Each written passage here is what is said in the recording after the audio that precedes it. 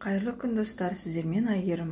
Бүгін мен сіздерге үлпілдеген жұмсақ бауырсақтың рецептін ұсынамын. Менімен бірге соңына дейін бірге болыңыздар.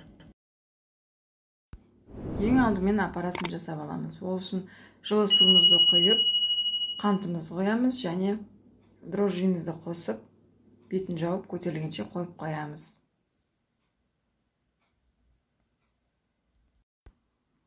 Аппарамыз дайын болғаннан кейін жұмыртқаны, тұзды қосамыз және ертілген сары майымызды қосамыз. Одан кейін ұнымызды електен өткізіп қосып, қамырымызды дайындаймыз.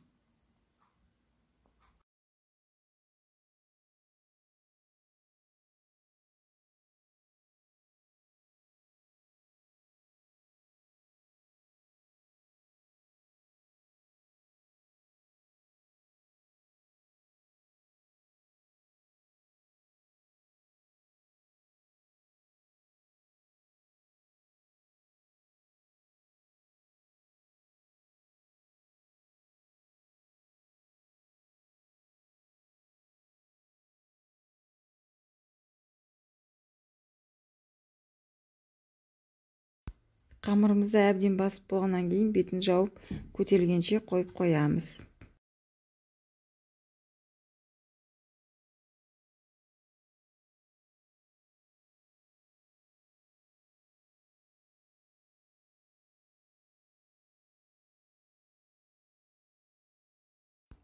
Қамырымызды оқтаумен емес, қолмен жайған дұрыс. Сонда бауырсағымыз қатты көтерілетін болады және жұмсақ болады.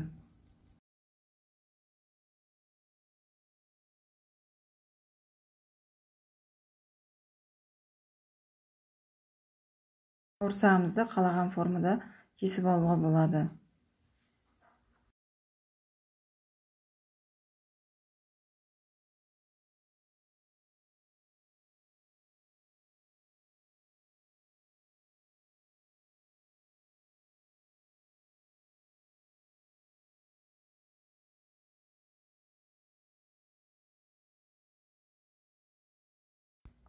Бауырсағымызды әбден қыздырылған майға қызарғанша пісіреміз.